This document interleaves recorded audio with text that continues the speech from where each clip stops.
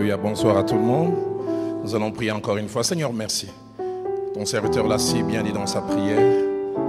Tu nous as fait du bien depuis le début de cette semaine. Et cette soirée, c'est la 5e. Et ta parole déclare que mieux vaut la fin d'une chose que son commencement. Fais-nous encore du bien ce soir. Fais-le comme toi et toi seul sais et peux le faire. Fais-le pour ta gloire, mais fais-le pour notre bien. Au nom de Jésus, et le peuple de Dieu dit avec moi, Amen. Que Dieu soit béni. J'aimerais nous proposer 5 textes tirés du même livre, le livre de Genèse.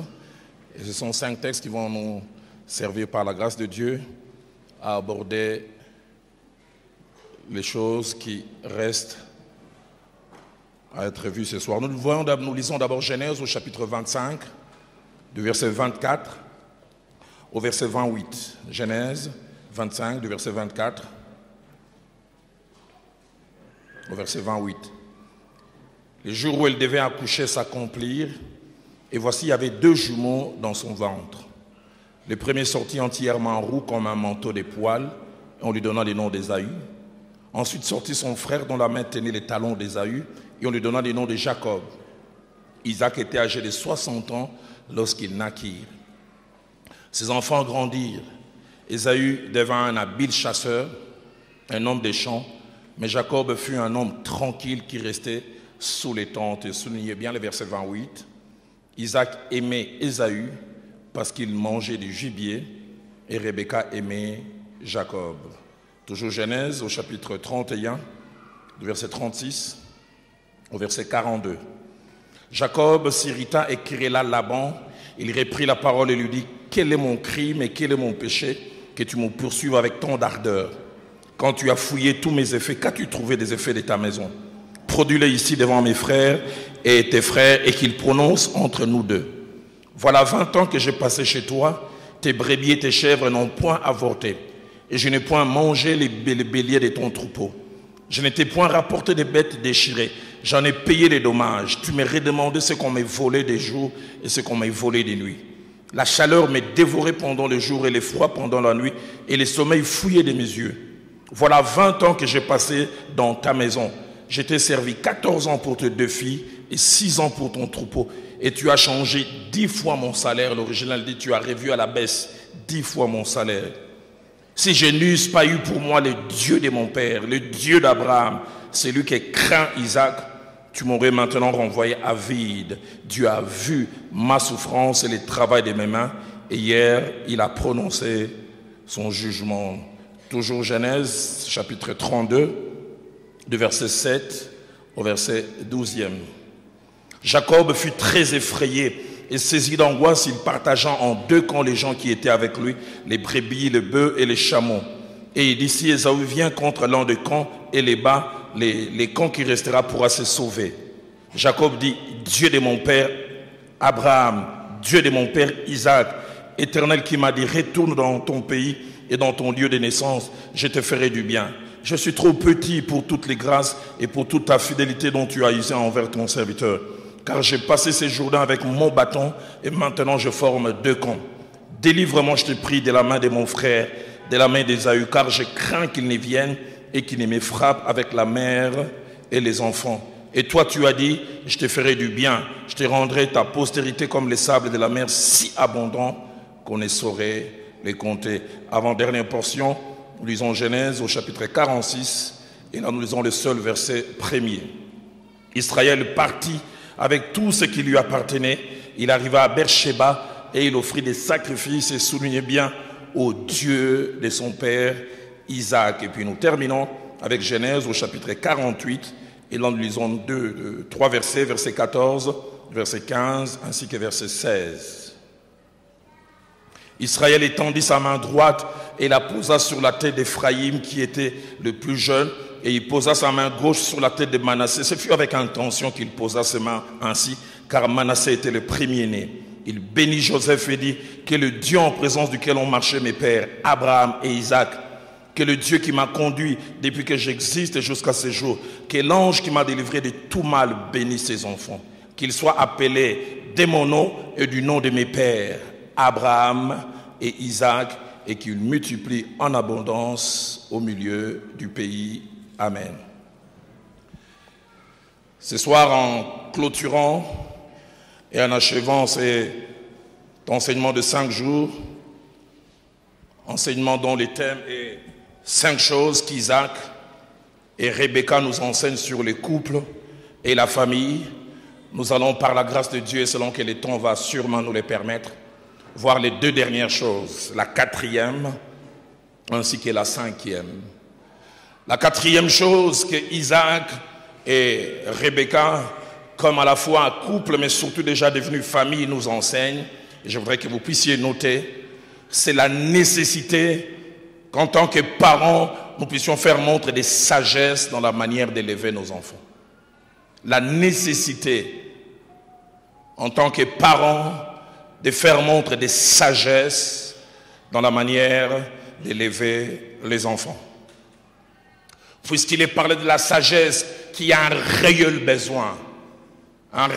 besoin pour nous les parents, je voulais qu'on se mette d'accord sur le contenu du mot sagesse.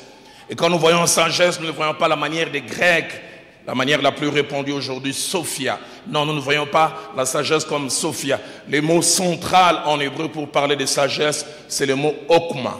H-O-K-M-A, puis H à la fin, Okma. Et quand on parle de la sagesse comme Okma, cela veut dire 3 choses. La première, c'est une définition simple, même simpliste. La sagesse veut dire la connaissance appliquée. On connaît des choses et ces connaissances nous servent, on les utilise.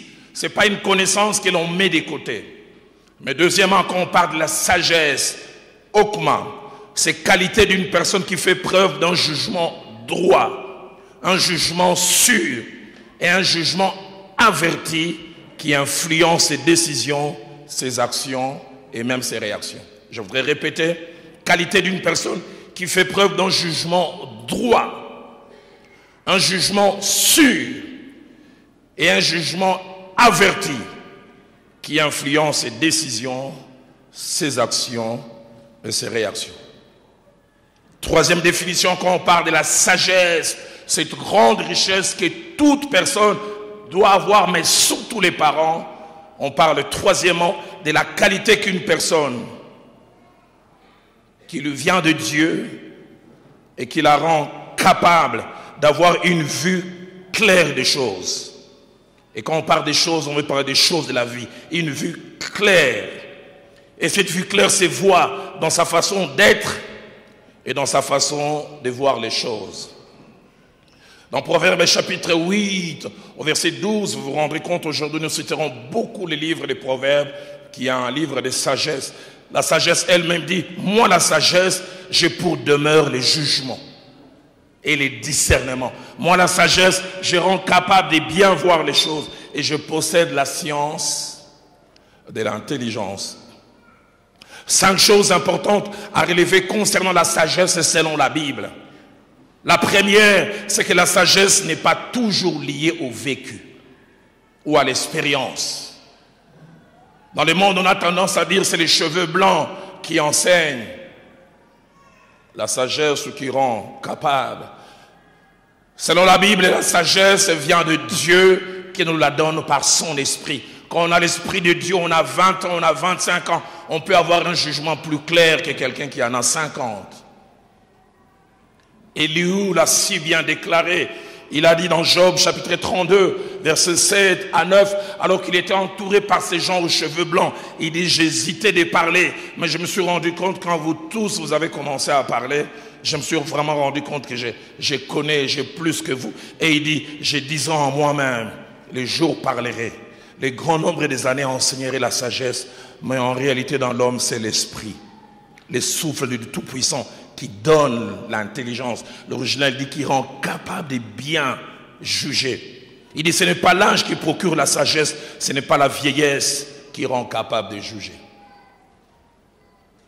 Deuxième chose attachée à la sagesse selon la Bible, d'après la Bible, la sagesse habite d'abord dans notre cœur et se manifeste de 2 manières. Premièrement par notre façon de nous conduire et deuxièmement par notre façon de parler. Là où il y a la sagesse, on peut voir, il y a l'équilibre, il y a la retenue. basé sur un jugement qui est vrai. Proverbe 2 au verset 10 parle de la sagesse qui vient dans nos cœurs. Proverbe 14 verset 8 dit, la sagesse de l'homme prudent, c'est la voix de son intelligence. Quand un homme est sage, on voit dans sa manière à lui de se conduire. La version Parole de vie dit, la sagesse de l'homme, c'est la compréhension de ses voies. Toujours Proverbe chapitre 16 au verset 23 dit, celui qui est sage de cœur manifeste la sagesse par sa bouche. Tant que tu t'étais, on peut croire que tu as de la sagesse, mais quand tu ouvres la bouche, on sait juger ce qu'il en a ou pas. Troisième chose attachée à la sagesse, c'est que d'après la Bible, la sagesse est une richesse. Même une très très grande richesse, ayant une valeur inestimable. Proverbe 8 au verset 11 dit, la sagesse vaut mieux que les perles. Mieux vaut avoir un cou vide, mais avoir la sagesse dans son cœur. Certains ont les 10 doigts remplis de diamants, des diamants sertis, mais sagesse est zéro. Aussi tu peux avoir les deux, pourquoi pas?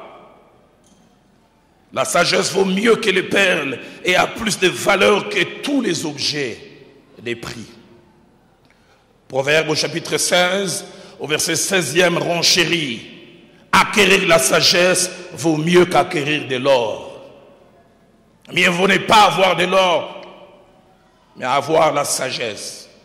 Quatrième chose attachée à la sagesse, c'est que la sagesse est un besoin essentiel et primordial pour tout leader, c'est-à-dire ceux qui sont appelés à diriger les autres, ceux qui exercent l'autorité, ceux qui ont pouvoir sur la vie d'autres personnes, ceux qui par leur position influencent. Et les parents ont grandement besoin de la sagesse. Grandement besoin de la sagesse. Notre fille aînée aura 26 ans cette année. Je peux voir combien, au début, j'étais un parent manquant de sagesse. Mon pasteur me disait, les premiers enfants sont souvent des cobayes parce que nous-mêmes, on est apprentis parents. Plus on avance, plus on devient meilleur parent.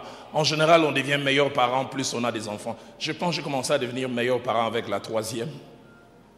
Et c'est avec la 4e, je dois avoir un doctorat. Mais l'aîné et la 2e ont eu affaire à un apprenti.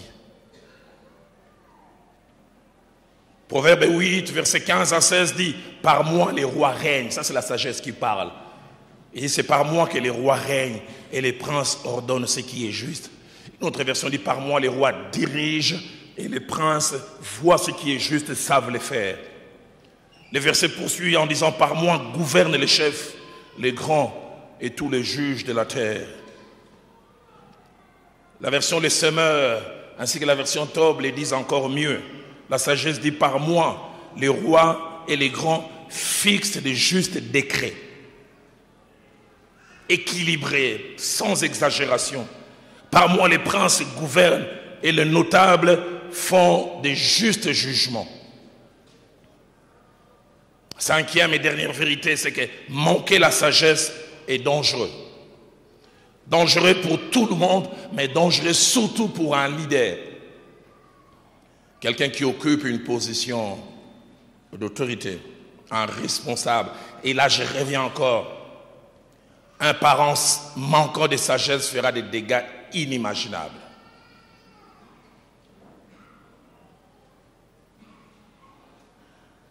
Je manquais beaucoup de sagesse au début.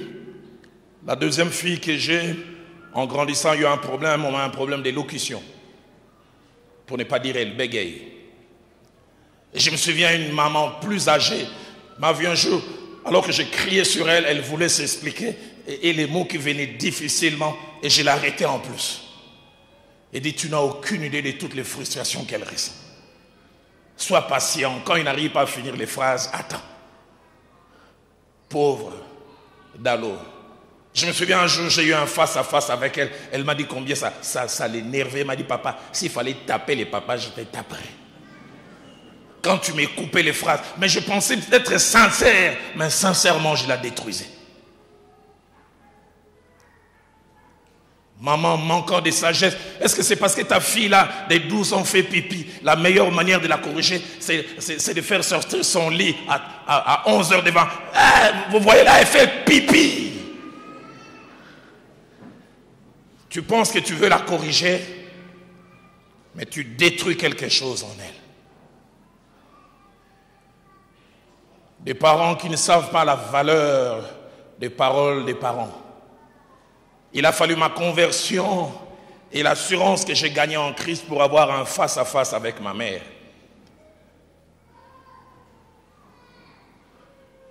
Je n'étais pas toujours un garçon gentil, je faisais beaucoup de dégâts. Et ma mère, pour me corriger, c'était toujours mes yeux.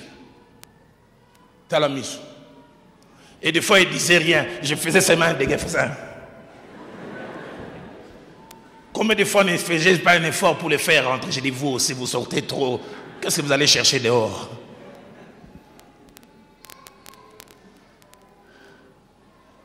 Elle n'avait aucune idée que les paroles d'une mère comptent énormément. Quand quelqu'un m'injuriait à l'école, je disais, ça ne peut qu'être vrai. Maman l'avait déjà dit. J'ai des globes terrestres là. J'en ai parlé une fois ici. J'étais parmi les élèves les plus brillants à l'école quand j'étais en 5e, 6e. Je vois le directeur qui vient m'appeler et dit, Dalo, viens, il y aura défilé le maréchal Mobutu sera là, le président Mobutu à l'époque. Et tu seras le porte-drapeau de l'école. C'est tout ce que les gens désiraient, être porte-drapeau de l'école. C'est toi qui es devant. Moi, je voulais aussi, j'ai dit, Mbadi, comme les Kinois. Ces gros yeux-là doivent rester dans la masse. Parce que si ça sort là, même si on oublie l'école, vous voyez l'école là avec... Donc je ne voulais pas que l'école soit injuriée à cause de moi. Mais qui m'a fait prendre conscience de cela, c'est... Ton enfant a un handicap physique, sache qu'il a besoin d'un traitement particulier. Je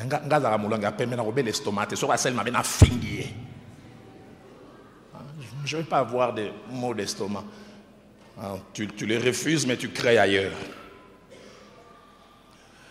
Dans Proverbe 8, au verset 36, la sagesse elle-même dit, celui qui pêche contre moi nuit à son âme. Et tous ceux qui me haïssent ou me négligent aiment la mort. Manquer de sagesse est dangereux.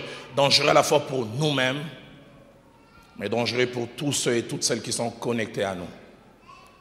Et dans les passages de Genèse, chapitre 25, versets 24 à 28, nous montre une famille dysfonctionnelle. Une famille où ceux qui devaient avoir la sagesse ne l'avaient pas. Le temps nous manquerait d'étudier cela en détail, et ce manque de sagesse a détruit la famille avec des conséquences que même le temps n'a pas su corriger. Deux parents qui montrent chacun ses préférences et son favoritisme. La Bible dit clairement, et nous l'avons lu, Genèse 25, verset 28, Isaac aimait Ésaü parce qu'il mangeait du gibier, c'est-à-dire il le servait, et Rebecca aimait Jacob. Dans une famille, on sait savoir que celui-là c'est l'enfant à papa et l'autre c'est l'enfant à maman. Trois choses ressortent là. Chacun avait une préférence pour un enfant. Mais deuxièmement, chacun ne cachait pas sa préférence. Et troisièmement, la préférence de chacun avait presque une raison derrière. Ésaü pouvait savoir, maman ne m'aime pas. Il savait ça, il n'avait pas besoin d'un dessin. Jacob aussi pouvait savoir que papa m'aime pas suffisamment. Isaac aimait Ésaü parce qu'il mangeait du gibier. C'est Louis II dit aimer. J'aime beaucoup la traduction des semeurs et français courant qui utilise les termes qu'il faut. Isaac préférait Ésaü car il appréciait les gibiers qu'il lui apportait. C'était un capitaliste. Rebecca, on ne donne pas de raison, préférait Jacob. Quand on parle de préférer deux idées, c'est considérer une personne ou une chose comme plus importante, supérieure ou meilleure que l'autre. Quelle douleur pour un enfant que de sentir que l'autre est plus important. L'autre est supérieur, l'autre a plus de valeur. Des fois, j'en parlerai tout à l'heure, les parents, nous sommes inconscients. Nous n'avons aucune idée, les enfants comparent. Quand il y a anniversaire de tel, je vois comment on se bat. Mais quand ça arrive, les miens, on ne fait rien. On pense que c'est... Les enfants ne voient pas, ils comparent. Pour l'anniversaire de tel, on a fait sortir un budget de $500. Et pour les miens, c'est 80 000 francs congolais. Quand il a vu une fois, il dit, bon, c'est un hasard. Mais 2, 3 fois, l'enfant tire des conclusions. Que Dieu nous donne des parents sages. Souvent, ils sont là, petits, silencieux. Ils vous disent rien, mais leurs cœurs sont froissés. Ils grandissent avec ça. Préférer considérer une personne ou une chose comme plus importante, supérieure ou meilleure. Mais deuxièmement, préférer, c'est montrer plus d'attachement et de considération pour une personne, pour certaines raisons.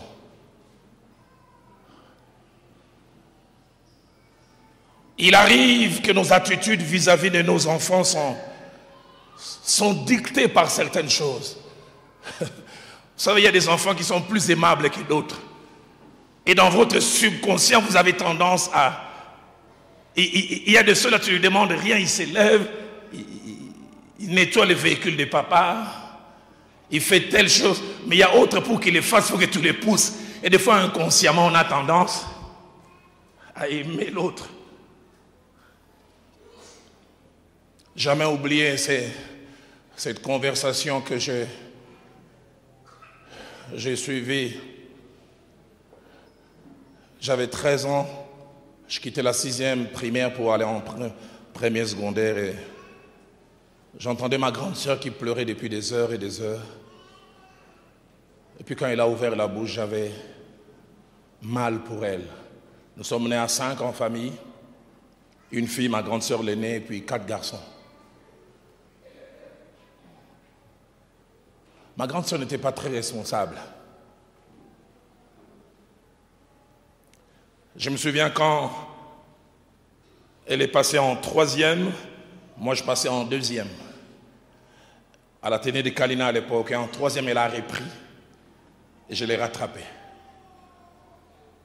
On est passé ensemble en 4e, elle a repris et je l'ai dépassée. J'oublie jamais une fois, elle est sortie dernière et ma mère qui lui parlait, je regrette d'avoir mis au monde des filles. J'aurais dû avoir des garçons. Je peux entendre, à l'époque ça me faisait du bien qu'on me fasse passer devant elle. Ça me faisait du bien, mais plus j'ai grandi, plus j'ai compris ce que ça faisait. Elle s'est trompée facilement. On lui envoie acheter du sel, elle achète du sucre. De telle sorte que maman commençait à l'ignorer. Roland va acheter. Quelque chose, quelqu'un doit parler au nom de la famille. C'est Roland que l'on a envoyé. Et j'oublie jamais ce jour et dit, maman, je te hais. J'ai jamais eu un entretien avec moi. Est-ce qu'elle m'a eu aussi? Sûrement. Parce que c'est à cause de moi qu'elle souffrait. J'ai vu toutes ces choses, j'ai dit, Seigneur, aide-moi, je ferai pas ça avec mes enfants. Parents, mais manquant de sagesse. Déséquilibre dans les traitements des enfants de manière ouverte.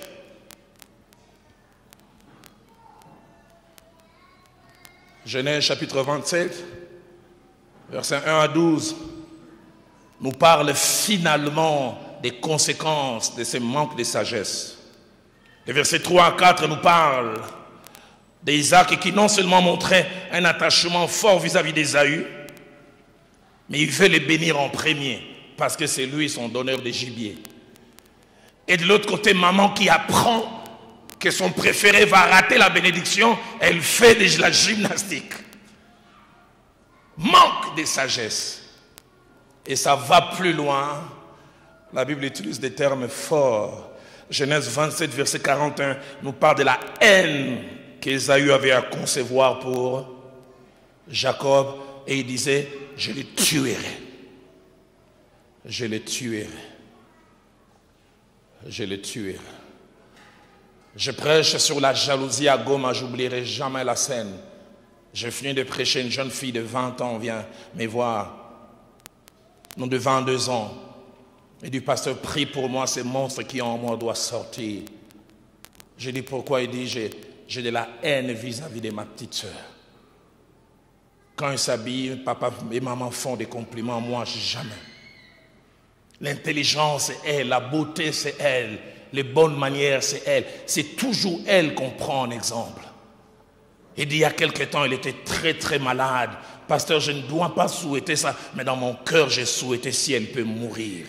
J'ai vu cette jeune fille de 22 ans. Je dis, comment on peut avoir un cœur comme ça? Ce sont les parents qui ont fabriqué un monstre. Inconsciemment. Ésaü a de la haine. Je tuerai Jacob. Est-ce qu'un frère peut désirer tuer son frère?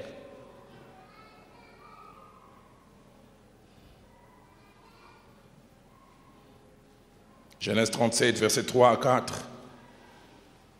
Ça me rend encore plus triste. Jacob a vu comment ce manque de sagesse a provoqué des problèmes entre lui et son frère Ésaü. Et il devient parent, il reproduit la même chose. Jacob qui devient Israël, la Bible dit, il aimait Joseph plus que tous ses autres enfants. Parce qu'il avait eu dans sa vieillesse et il lui donna une tunique de plusieurs couleurs. Et la Bible dit, ses frères dirent gloire à Dieu, n'est-ce pas? Ses frères dirent, Dieu donne à qui il veut. Ma Bible a dit deux choses. Ses frères les prirent en haine et ne pouvaient lui parler avec amour. La base, un papa manquant de sagesse.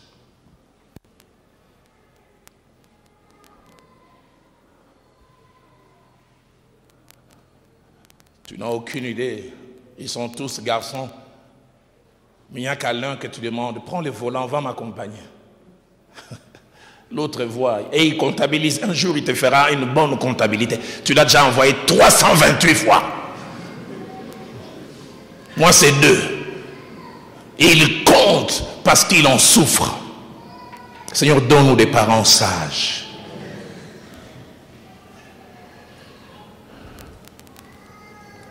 La plupart des fois, cette sagesse qui manque, elle est inconsciente. Aux parents présents et aux parents futurs, j'aimerais donner ces 5 précieux conseils sous forme d'avertissement. Le premier conseil, c'est que faisons très attention à la manière dont nous traitons les enfants. Très attention. Demandons même l'aide de Dieu.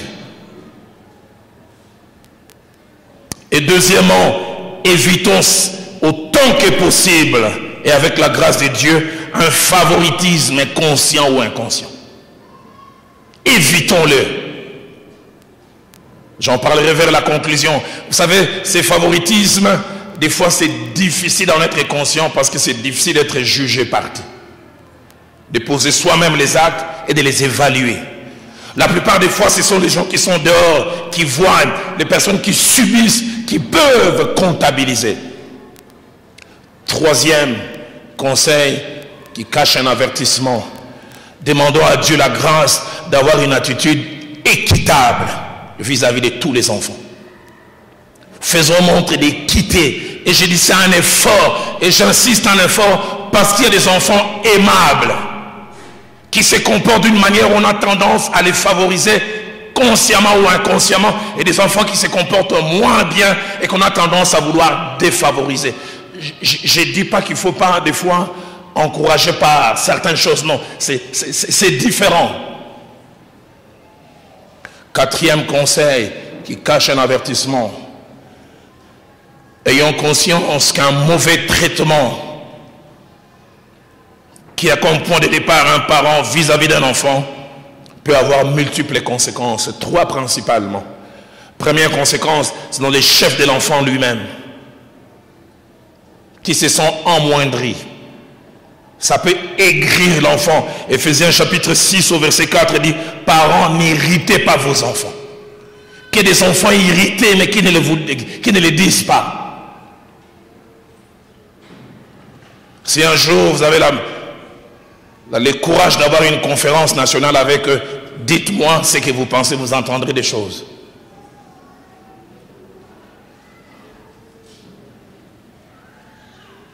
Si Louis II dit n'irritez pas vos enfants, la version parole de vie dit ne les poussez pas à la révolte.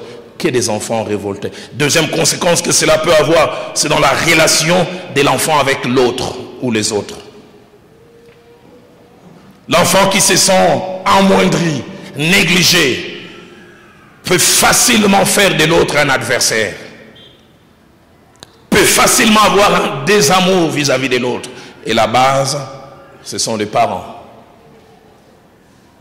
Et troisième conséquence,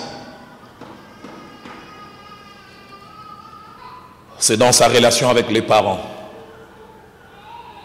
Il devient aigri. Moins de respect vis-à-vis des parents, moins d'amour vis-à-vis des parents. Indifférence. Cinquième et avant-dernier conseil qui cache un avertissement, c'est que les dégâts causés par le favoritisme ou la préférence d'un enfant au détriment d'un autre sont inestimables en termes de séquelles. Inestimables. Les frères de Joseph voyaient tellement qu'on ne les aimait pas. Un jour, ils ont vu Joseph venir, la Bible dit, voici le faiseur de songes qui arrive, venez et tuons-le. Ça ne s'arrête pas là. Eux-mêmes, plus tard, quand ils arrivent en Égypte, Joseph est en train de leur faire jouer de tours. Ils ne savent pas que c'est Joseph. Écoutez ce qu'ils disent. Dieu nous fait payer.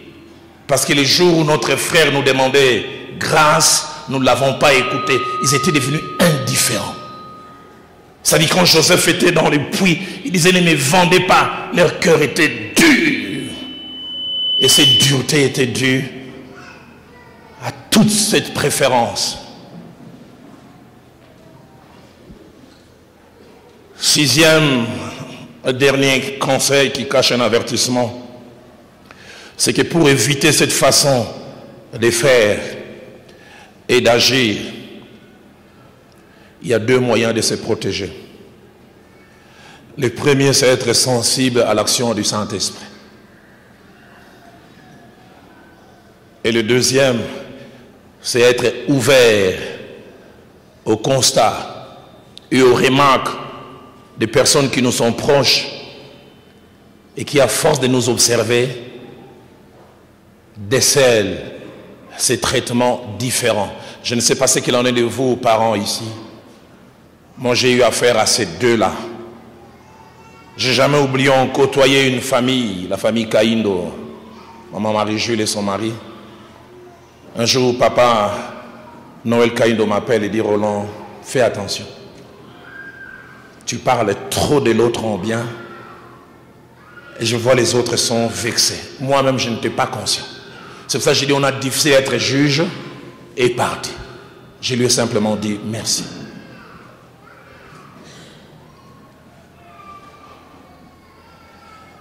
Des fois, il y a une inclinaison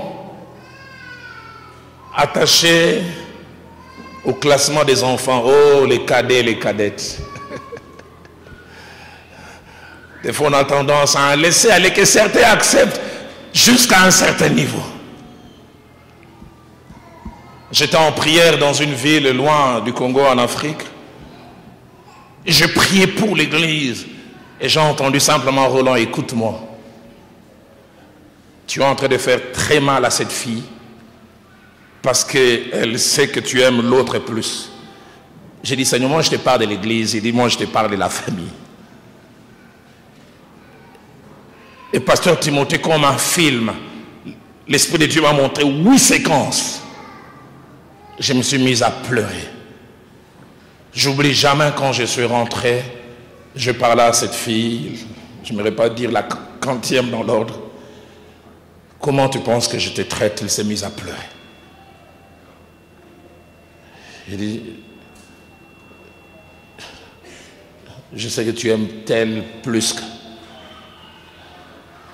J'ai d'abord demandé pardon Et je l'ai serré dans mes bras, j'ai dit, pardonne papa.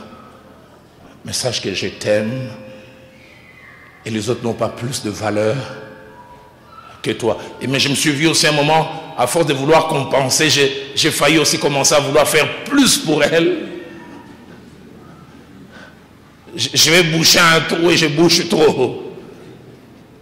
Seigneur, donne-nous d'être des parents sages.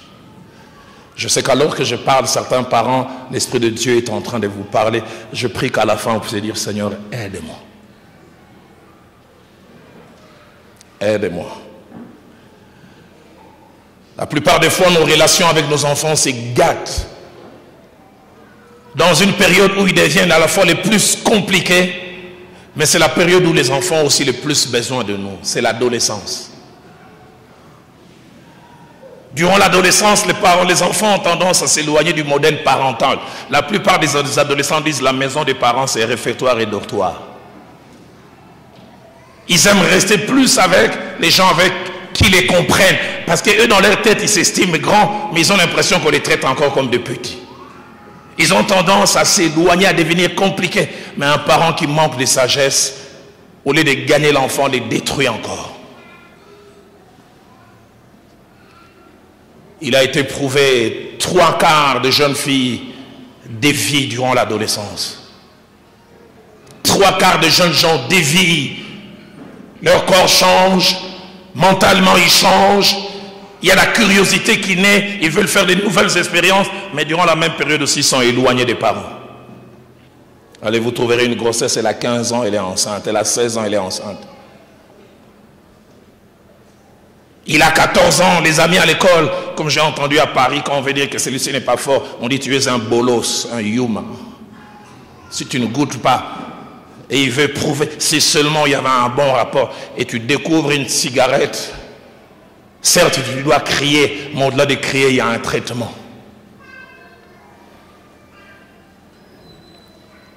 Je me souviens quand on était petit, j'ai dit quel genre de parents il y avait à l'époque. Pour un rien, on t'a rasé les cheveux. Aujourd'hui, c'est la mode. À l'époque, on appelait ça mon cocoli.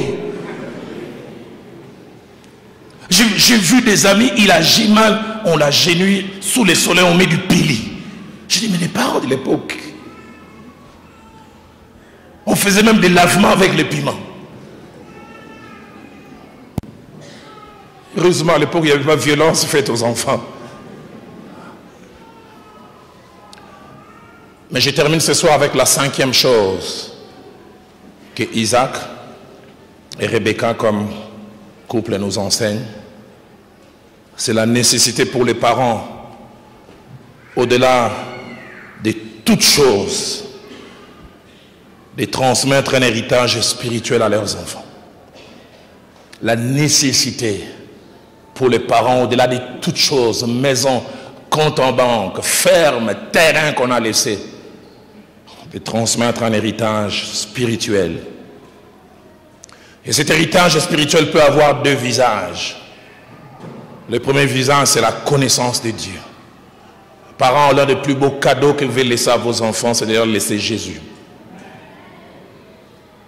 Ce n'est pas forcément de les amener à Dubaï en vacances, les amener à Paris, à Disneyland. C'est bien si au-delà de cela, vous pouvez ajouter l'essentiel qui est Jésus.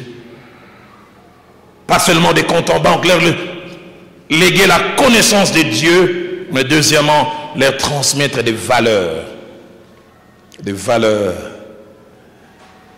Et ces valeurs peuvent être transmises par l'enseignement et par l'exemple. Genèse chapitre 31, 36 à 42, Genèse 32, 7 à 12, Genèse 46, verset 1er, et enfin Genèse 48, 14 à 18 que nous avons lu, 2e, 3e, 4e et 5e passage, nous les montrent. Genèse 31, verset 41 à 42, Jacob passe par des moments difficiles. Il doit quitter chez Laban. Alors qu'ils sont en train de faire ces échanges avec Laban, il fait mention de l'intervention dans sa vie, non pas d'un Dieu impersonnel, mais un Dieu qu'il a hérité. Un Dieu qu'il a vu dans la vie des papas et un Dieu qui est devenu aussi son Dieu. Il dit à Laban, tu as souvent changé mon salaire. Tu me faisais payer des animaux que je n'avais pas perdu. Je me relire in extenso. Voilà 20 ans que j'ai passé dans ta maison. Je t'ai servi 14 ans pour tes deux filles et 6 ans pour ton troupeau. Et tu as changé 10 fois mon salaire. Mais j'aime ce qu'il dit à la fin. Si je n'avais pas eu pour moi le Dieu de mon père, le Dieu d'Abraham. Et puis il ajoute, c'est lui qui craint Isaac. Je prie que demain, Younes puisse prier non pas le Dieu d'Abraham, mais le Dieu de Roland Dallot. Je prie que mes filles puissent dire, le Dieu qui craignait papa. Si mon Dieu peut devenir le Dieu de mes enfants, j'aurais réussi. Si le Dieu avec qui je marchais peut aussi devenir le Dieu de mes enfants, quel bonheur. Genèse chapitre 32 au verset 9. Alors que Jacob devenu Israël doit affronter la colère d'Ésaü. Il ne sait pas comment Ésaü va l'accueillir. Va-t-il mal réagir? Et dans ces moments difficiles, il fait encore mention, non pas d'un Dieu impersonnel, mais du Dieu de son Père. Pourquoi? Parce qu'il a vu Dieu faire des choses dans la vie des papas. Il dit le Dieu des papas qu'il agit. Il dit Dieu de mon père Abraham, Dieu de mon père Isaac. Genèse 46 au verset 1er que nous avons lu. Lorsque Israël, qui autrefois pensait que Joseph était mort parce qu'on lui avait ramené des habits immaculés de sang. Et on vient lui amener le message que Joseph vit. J'aime ce que ma Bible dit. Israël partit avec tout ce qui lui appartenait. Il arriva à Beersheba. Il offrit des sacrifices, non pas à n'importe qui, mais il offrit au Dieu d'Isaac. Le Dieu que je veux agir dans la vie d'Isaac, c'est ce Dieu à qui j'offre.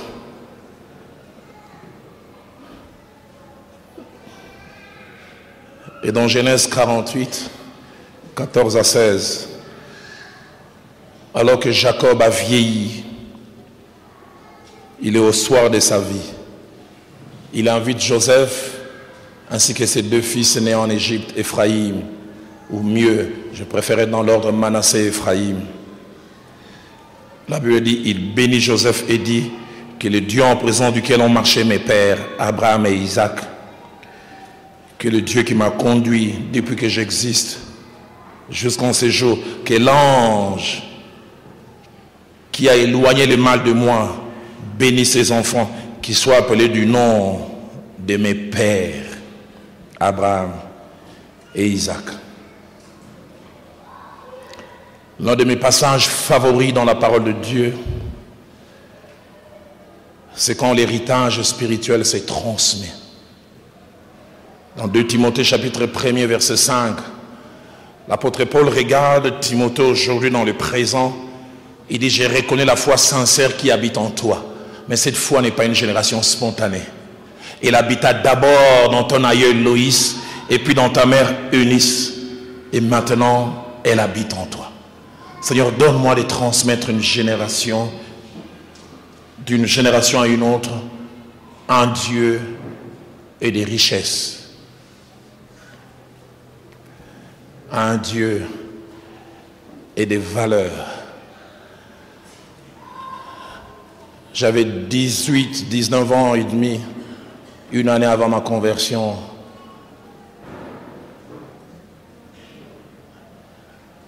Je commençais à aimer sortir la nuit. Ce nom ne dit rien à plusieurs, mais la plupart de mon époque à Kinshasa connaissent. Je commençais à m'attacher à un groupe musical, Zaïko Langa Langa. Quand je retrouve des vieilles photos, une de mes filles a vu des photos où j'étais en train de danser. Elle dit, papa, tu faisais ça? Je dis, oui.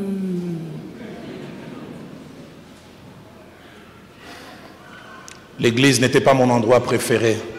Chaque samedi, j'allais à un endroit, Maelika, ça vous dit rien. Et je rentrais à la maison souvent entre 4h et 5h. J'oublie jamais, si je suis rentré 100 fois,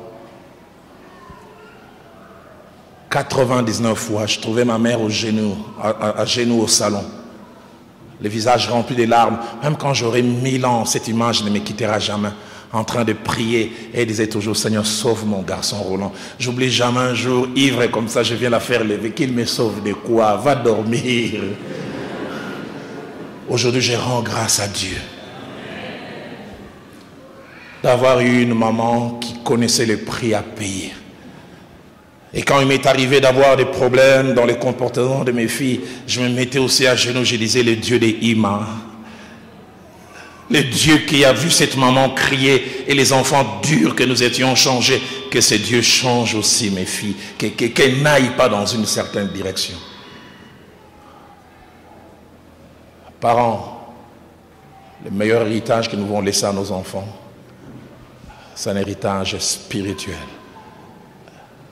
Qu'ils connaissent les Seigneurs et que nous puissions leur laisser de bonnes habitudes. David, au soir de sa vie, en Chronique 28 au verset 9, il a laissé à Salomon de l'or pour ce qui devait être de l'or pour la construction du temple, en argent ce qui devait être en argent, mais sur son lit de mort, les dernières paroles qu'il dit à Salomon: et toi Salomon mon fils, connais le Dieu de ton père. Je t'ai donné le matériel, je t'ai donné beaucoup, mais ce n'est pas tout. Si tu connais Dieu, Salomon, tout le reste sera protégé. Connais le Dieu de ton père. Et je suis chaque fois interpellé quand je lis 1 Roi chapitre 3 verset 6. Salomon qui, contrairement aux enfants aînés, il a vu avoir un père stable, parce qu'il est Absalom, les autres ils ont vu un père volage. Salomon a vu un père posé. Et quand il accède à la royauté, pasteur Timothée, il y a des paroles que Salomon prononce dans sa prière. Je voudrais un jour que mes enfants disent là de moi. Quand Salomon parle à Dieu, écoutez ce qu'il dit. Il dit à Dieu: tu as traité avec une grande bienveillance ton serviteur David. Il appelle son père un serviteur de l'Éternel. Je l'ai vu être serviteur. Il dit: marcher devant toi dans la droiture, dans la justice. Seigneur, donne-moi de marcher de telle sorte que mes enfants puissent dire: il marche dans la droiture. Un modèle légué, un modèle qui est laissé. Quel héritage! Dans Psaume 78, verset 3, verset 7, l'un des passages que chaque famille israélite lit, relit et répète.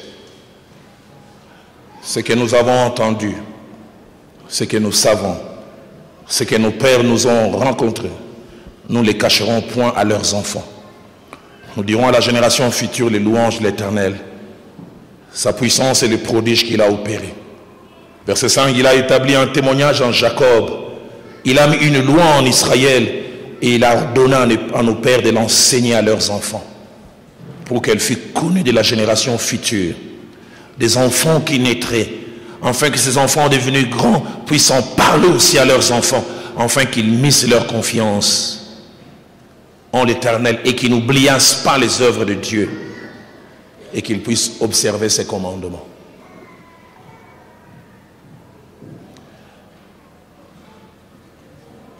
Est-ce que tu fais quelque chose pour que tes enfants connaissent le Seigneur?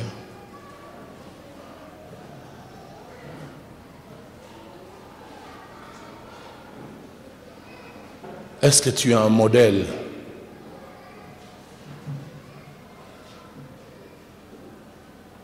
Un héritage, mais un héritage spirituel.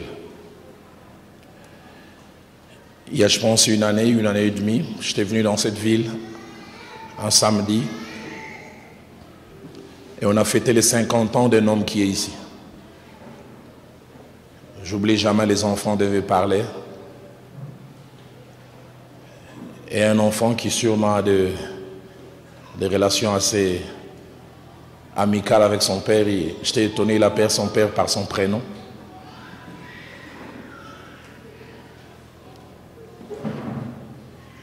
Et j'ai entendu comment il appréciait le Dieu de son père.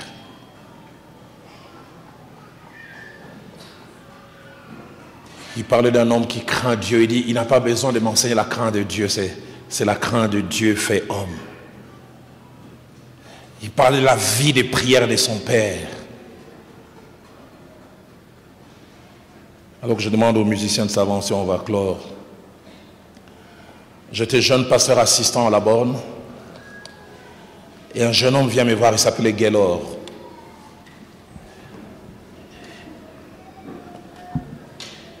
Il me dit, pasteur,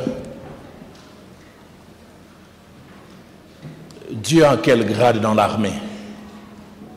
J'étais étonné, je dis, Gaylor, qui t'a dit que Dieu est dans l'armée? Il dit, oui, Dieu a quel grade dans l'armée? Et ce n'est qu'à la fin que j'ai compris, parce que son père était général. Il dit, les caporaux, les capitaines, les colonels, quand ils parlent à papa, ils tremblent. Ils baissent la tête. Et papa aussi, chaque fois qu'il parle à Dieu, il tremble, il baisse la tête. Or, on me dit que les généraux, c'est le grade le plus élevé. Dieu a quel grade pour que papa tremble comme ça? Papa ne lui a pas appris la dévotion, la révérence. Cet enfant a vu un père qui sait craindre Dieu.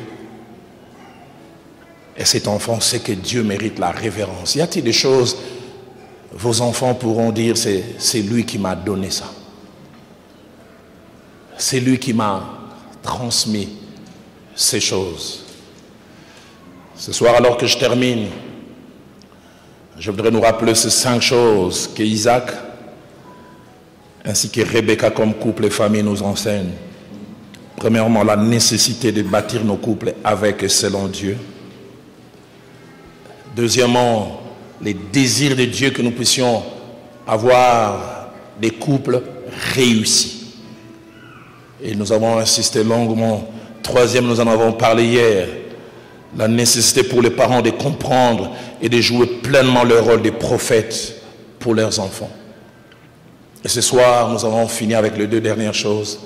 La nécessité en tant que parents d'être dotés d'une richesse inestimable pour nous-mêmes et pour nos enfants. La sagesse. Et puis enfin, la nécessité en tant que parents, au-delà du matériel, du financier, de laisser à nos enfants un héritage spirituel, la connaissance de Dieu et des valeurs. Dieu m'a mis à cœur que la quinzaine de minutes qui vont suivre, que nous puissions prier.